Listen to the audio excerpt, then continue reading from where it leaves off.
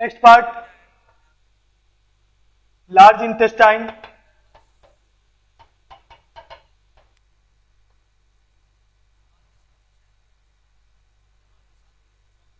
Large intestine is 5 feet long. It is shorter and wider than small intestine.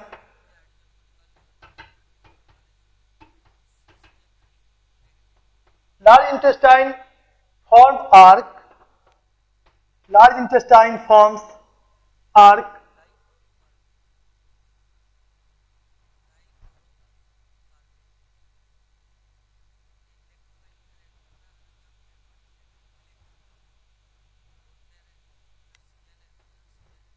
Large intestine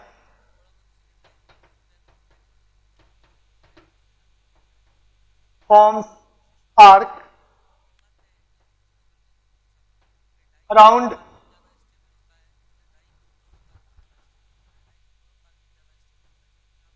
small intestine. Small intestine के चारों तरफ arc बनाता है. Then part of large intestine.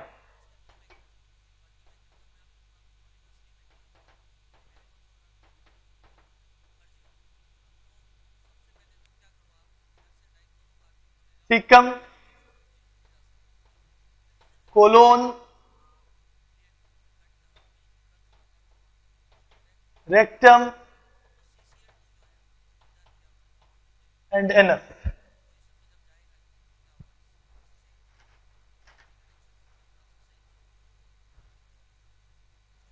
जैसा कि आप लोगों ने देखा, इलियम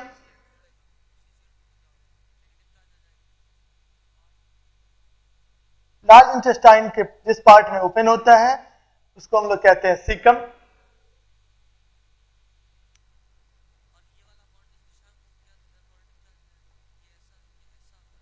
सीकम से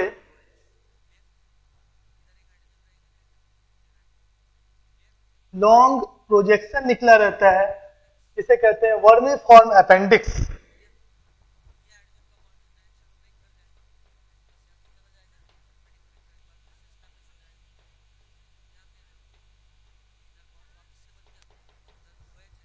सीकम से निकलने वाला प्रोजेक्शन वर्मीफॉर्म अपेंडिक्स कहलाता है. सीकम और वर्मीफॉर्म अपेंडिक्स यह दोनों हमारा वेस्टिजियल ऑर्गन है.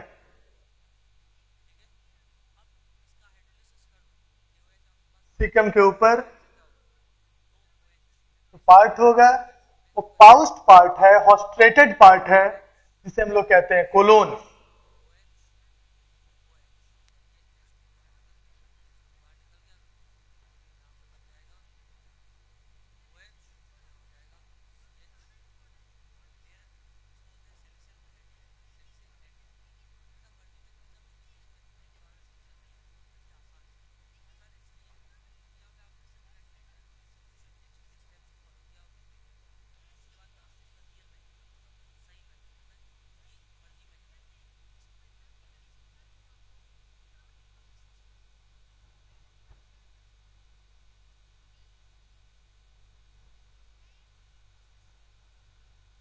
This is large intestine. Cecum. Above cecum, the part is called colon. Colon is divided into 4 parts: ascending colon, transverse colon, descending colon, or S-shaped or sigmoid or pelvic colon. Large intestine is divided into 3 parts: cecum, colon, after that rectum and anus. This colon is called transverse colon.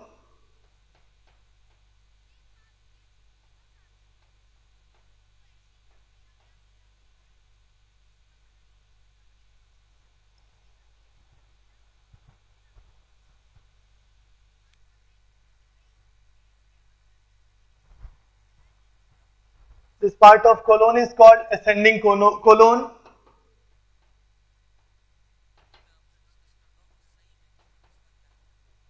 जहां से ascending colon turn लेगा इस position को हम लोग कहते हैं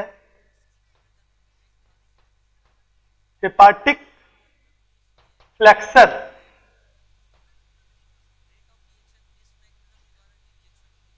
this position is called transverse colon.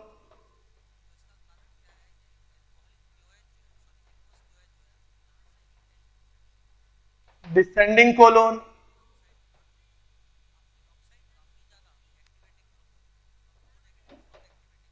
Sigmoid और पेल्विक कोलोन।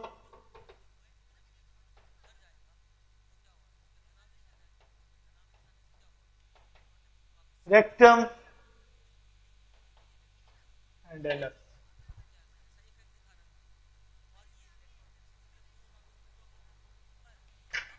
लार्ज इंटेस्टाइन को लोगों ने 3 पार्ट में डिवाइड किया। First part is caecum, second part is colon, third is rectum and fourth is anus.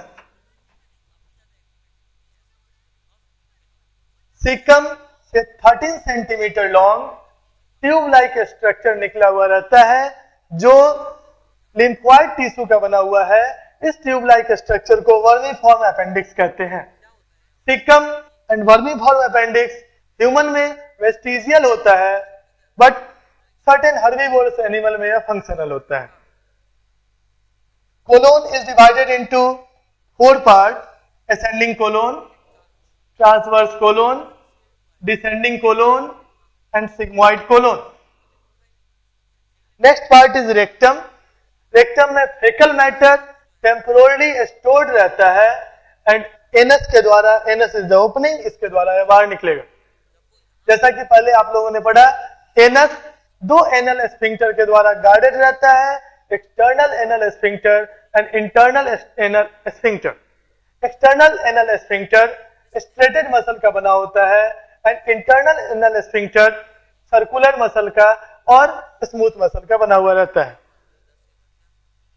Transverse colon यहां से बेंड करेगा, इस पोर्शन को कहते हैं splenic flexor.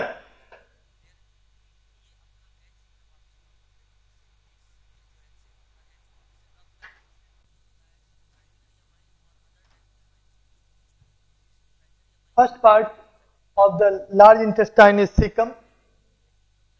Cecum is a pouch-like structure. Cecum एक pouch-like structure है जो ट्यूबुलर स्ट्रक्चर में खुलता है जिसका नाम वर्मीफॉर्म अपेंडिक्स है। Cecum is a pouch-like structure, ends into a tubular structure, ends into a 13 centimeter long tubular structure called vermiform appendix. Cecum and vermiform appendix both are vestigial organ as these are not involved in cellulose digestion. Cecum और vermiform appendix rabbits के तरह and other lower animal के तरह cellulose digestion में participate नहीं करता है, इसलिए यह दोनों organ हमारे में या human में vestigial होता है। Cecum and vermiform appendix are vestigial in function as these are not involved in cellulose digestion. Next part is the longest part of large intestine called colon. Colon is long side sacculated structure. Colon के जब आप वाल को देखोगे तो इसके वाल में लॉन्गिट्यूडनल मसल का 3 बैंड मिलता है जो थोड़े थोड़े इंटरवल पर मिलेगा। इस 3 लॉन्गिट्यूडनल मसल के बैंड को हम लोग टीनिया कोलाई कहते हैं। जब आप कोलोन के वाल को देखते हो तो कोलोन के वाल के अंदर लॉन्गिट्यूडनल मसल बैंड के रूप में पाया जाता है।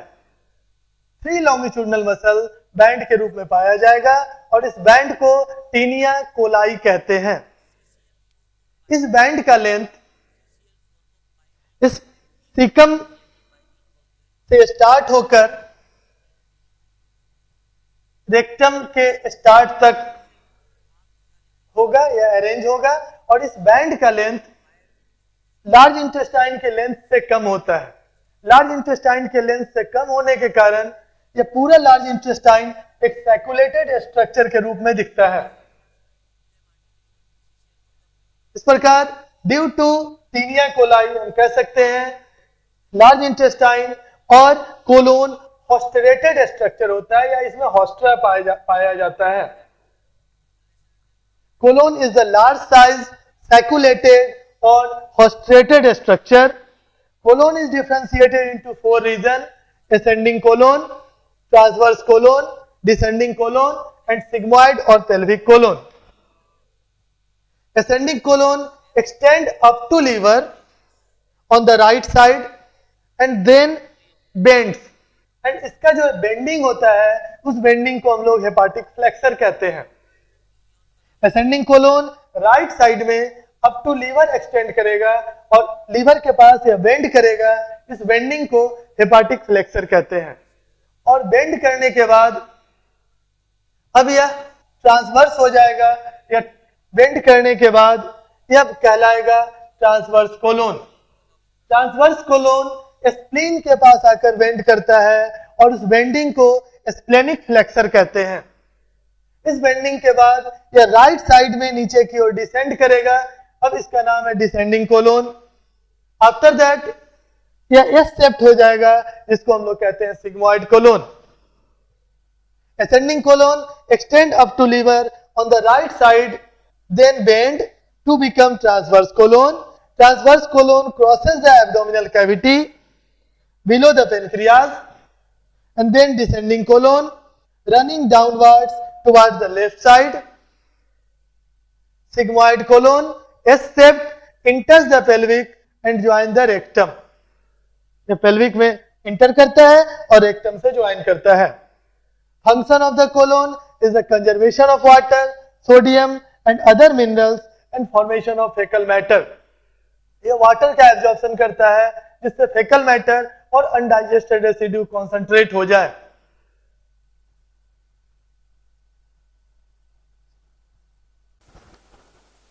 Next part is rectum. Rectum is slightly dilated part.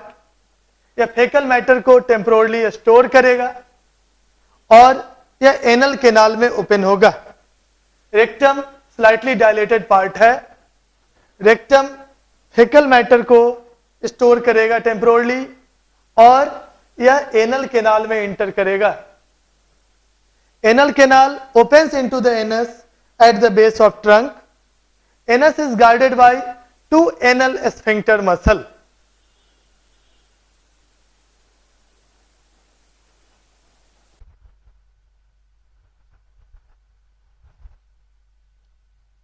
इस प्रकार हमने पूरा एलिमेंट्री कैनाल देखा।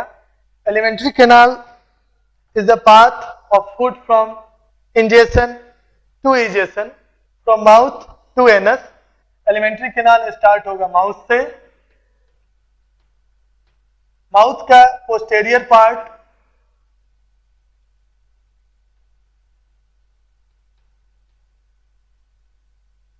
फेरिंग्स कहलाएगा। This is opening called gullet. Next part esophagus. This is the opening of esophagus called cardiac aperture. Stomach, liver, largest gland of the body, gallbladder,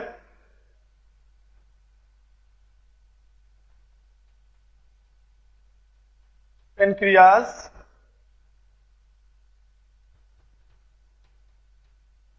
duodenum,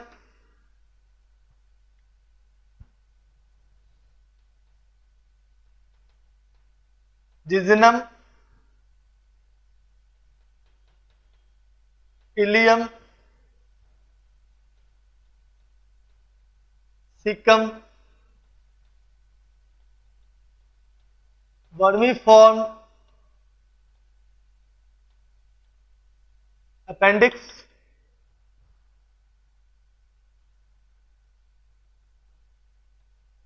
colon, rectum and anus.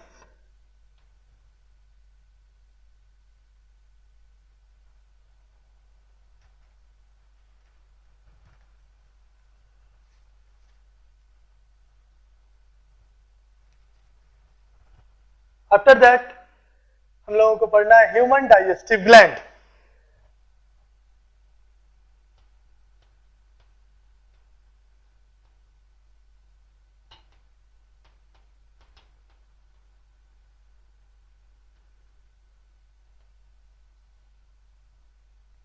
First digestive gland is salivary gland.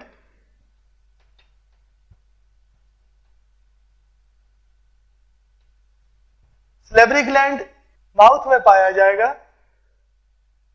Salivary gland human में 3 pair होता है. First is the largest salivary gland called parotid gland, situated below external ear. Second, submaxillary gland,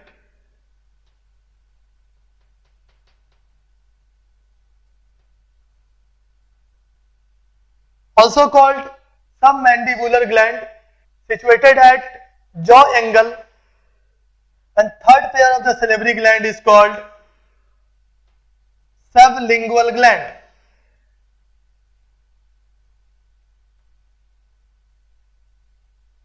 Situated below the tongue. In human being, there are 3 pair of racemose type. Racemose means bunch of grapes. Grapes के bunch के समान दिखने में लगेगा. तो human में 3 pair salivary gland पाया जाता है. First is called parotid gland below external ear. Second is called submaxillary gland or submandibular gland, situated at the jaw angle, and third is called sublingual gland, situated below tongue. Parotid gland is the largest salivary gland and sublingual gland is the smallest salivary gland.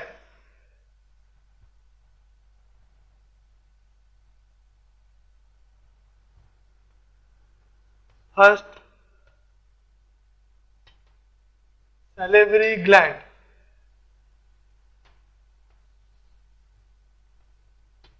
Three pairs in human being.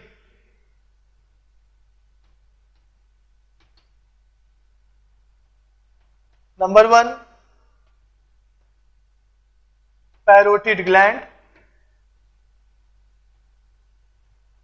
Number 2, submaxillary or submandibular gland.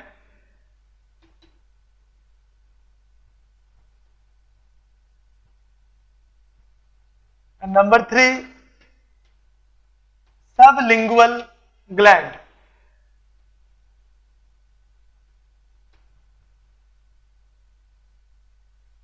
Salivary gland से निकलने वाले secretion को saliva कहते हैं. Daily 1.2 litre, 1.2 litre to 1.5 litre, that is 1200 to 1500 millilitre saliva salivary gland से secrete होता है. Largest salivary gland parotid gland है. पैरोटिड ग्लैंड से निकलने वाला सैलिवा थीन होगा और वाटरी होगा. वो सैलिवरी ग्लैंड जिससे थीन और वाटरी सैलिवा निकलता है इसको सेरस सैलिवरी ग्लैंड कहते हैं. Parotid gland is a type of serous salivary gland. Second, submaxillary gland. Submaxillary gland से निकलने वाला सैलिवा कुछ सैलिवा थीन और वाटरी भी होगा और कुछ थिक और विथ म्यूकस एंड विस्कस होगा. तो सबमैक्सिलरी ग्लैंड से 2 तरह का सैलिवा निकला. First thin and watery and second thick, viscous and with mucus. So अगर सैलिवरी ग्लैंड से थिक और म्यूकस युक्त अगर सैलिवरी ग्लैंड से थिक, विस्कस और विथ म्यूकस सैलिवा निकलता है तो तो ऐसे सैलिवरी ग्लैंड को हम लोग म्यूकस सैलिवरी ग्लैंड कहते हैं। तो और चूंकि इसमें दोनों तरह का सैलिवा निकलता है, थिन वाटरी भी निकलता है और थिक और म्यूकस भी निकलता है, इसलिए ऐसा सैलिवरी ग्लैंड मिक्स्ड ग्लैंड कहलाएगा। तो submaxillary gland is the mixed gland. And third, sublingual gland. Sublingual gland is also mixed gland. 20% saliva parotid gland से निकलेगा। टोटल सैलिवा का 70% सैलिवा सब मैक्सिलरी ग्लैंड और अप्रॉक्स 10% सैलिवा सबलिंगुअल ग्लैंड से निकलता है। Parotid gland से निकलने वाला डक्ट को पैरोटिड डक्ट और एक्सटेंशन डक्ट कहते हैं। यह चीक के साइड में बिसाइड सेकेंड अपर मोलर टूथ, यह चीक के साइड में और सेकेंड अपर मोलर टीथ के बगल में ओपन होगा।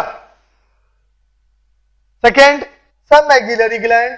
सब मैक्सिलरी ग्लैंड से निकलने वाला डक्ट वाटर्स डक्ट कहलाता है। सब मैक्सिलरी ग्लैंड जॉ के एंगल पर पाया जाएगा और यह लिंगुअल फ्रेन्यूलम के साइड में ओपन होगा। And third is the smallest salivary gland, sublingual gland. Sublingual gland tongue के बिलो पाया जाएगा। Sublingual gland smallest salivary gland है।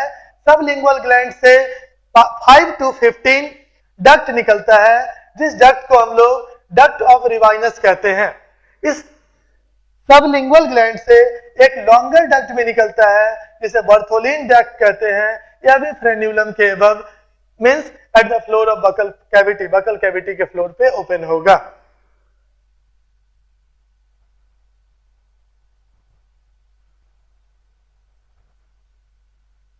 Salivary gland is racemose type gland.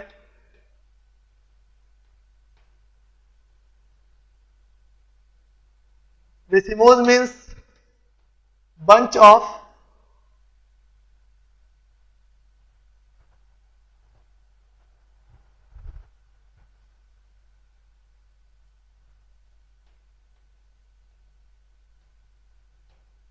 grapes.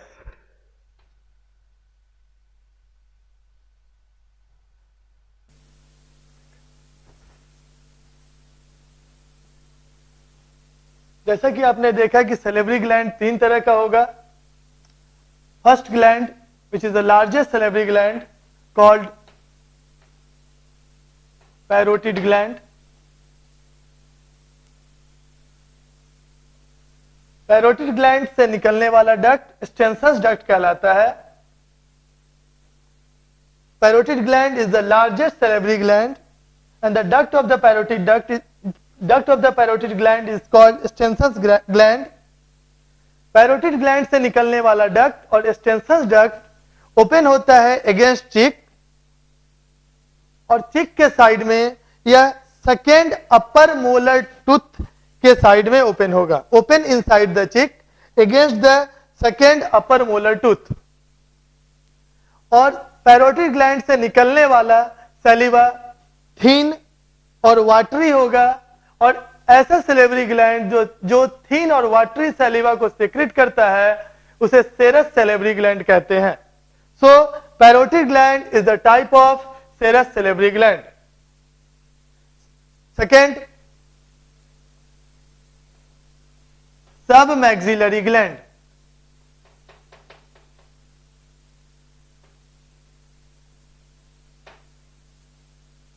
Parotid gland ear के below पाया जाता था।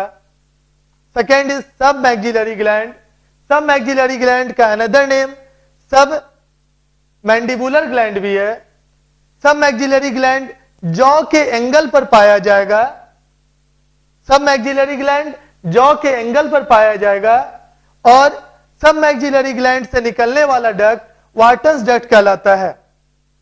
वाटर्स डक्ट टंग के below पाए जाने वाले फ्रेन्यूलम के दोनों साइड में खुलता है। हमारा टंग फ्रेन्यूलम के द्वारा बकल कैविटी के फ्लोर से अटैच होता है और वाटर्स डक्ट फ्रेन्यूलम के साइड में ओपन होगा। सब मैक्सिलरी ग्लैंड और सब मैंडिबुलर ग्लैंड से सबसे ज्यादा सैलिवा निकलता है। अप्रॉक्स माना गया 70% सैलिवा या टोटल सैलिवरी सिक्रीशन का 70% सब मैक्सिलरी और सब मैंडिबुलर ग्लैंड से निकलेगा। या mix type of salivary gland है, इससे निकलने वाला सिक्रीशन थीन और वाटरी भी होगा और कुछ सिक्रीशन थिक और विस्कस होगा और जिसमें म्यूकस की मात्रा बहुत अधिक होगी। And third salivary gland is sublingual gland.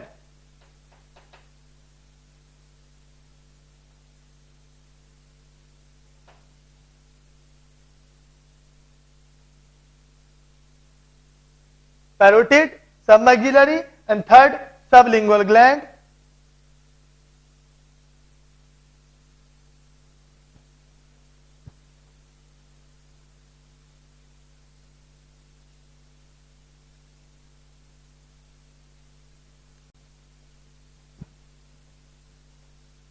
Third gland is the sublingual gland. Sublingual gland is the smallest salivary gland. Sublingual gland से 5 to 15 स्मॉल डक्ट निकलता है। जैसा कि आप देख रहे हैं सबलिंगुअल ग्लैंड टंग के बिलो पाया जाएगा। सबलिंगुअल ग्लैंड टंग के बिलो पाया जाएगा। सबलिंगुअल ग्लैंड से 5 to 15 स्मॉल डक्ट निकलता है जिसे हम लोग कहते हैं डक्ट ऑफ रिवाइनस, और 1 डक्ट लार्जर होता है जिसे कहते हैं Bartholin duct. Sublingual gland frenulum के ऊपर मींस टंग के बिलो और बकल कैविटी के फ्लोर में ओपन होगा। This gland is also mix type of salivary gland. इसके पहले आपने देखा parotid gland serous type of salivary gland था, सिर्फ थीन और वाटरी सब्सटेंस इससे सिक्रीट होता था। But submaxillary gland and sublingual gland mix type of salivary gland है। इससे दोनों तरह का saliva, that is thin and watery saliva and thick and viscous saliva rich in mucin content. Thick और viscous सैलिवा निकलेगा जिसमें म्यूसिन का content ज्यादा होगा।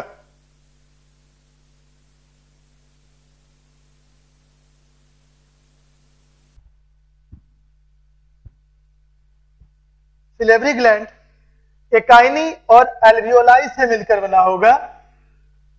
दिस इज एल्वियोलस और एकाइनी। यह एकाइनी सेल के ग्रुप का बना हुआ एक ग्लोब्यूलर मास है जिसके बीच में एक कैविटी पाया जाएगा, इसे कहते हैं central cavity. Salivary gland racemose type of gland है। यह ग्रेप के बंच के समान दिखेगा और सिलेवरी ग्लैंड एकाइनी और एल्वियोलस से मिलकर बना हुआ रहेगा जिसके बीच में एक कैविटी पाया जाता है, सेंट्रल कैविटी। सैलिवा इसी सेल से सिक्रीट होता है और इस सेल से सिक्रीट होने के बाद यह इस सेंट्रल कैविटी से होता हुआ एक अनदर कैविटी में आएगा, अनदर ल्यूमेन में आएगा। उस ल्यूमेन का नाम है इंटरकैलेटेड डक्ट। कई अल्वियोलाई का इंटरकैलेटेड डक्ट फिर एक कॉमन डक्ट में ओपन होगा जिसका नाम है इंट्रालोब्यूलर डक्ट।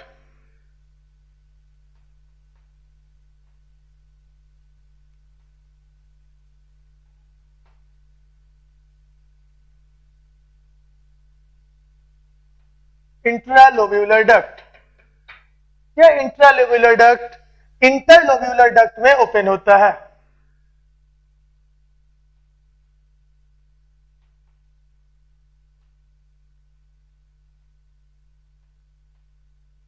और कई इंटरलोब्यूलर डक्ट जिस कॉमन डक्ट में खुलता है उस डक्ट का नाम है मेन डक्ट और मेन सिलेवरी डक्ट।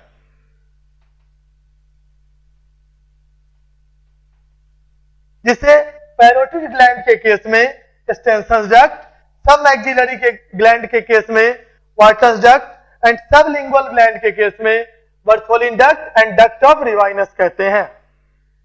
सभी रेसिमोस ग्लैंड का बेसिक स्ट्रक्चर इसी तरह का होगा। अब पेनक्रियाज भी आगे पढ़ेंगे, उसमें भी आप देखोगे एकाइनस पाया जाता है और सेम इसी पैटर्न को फॉलो करता है।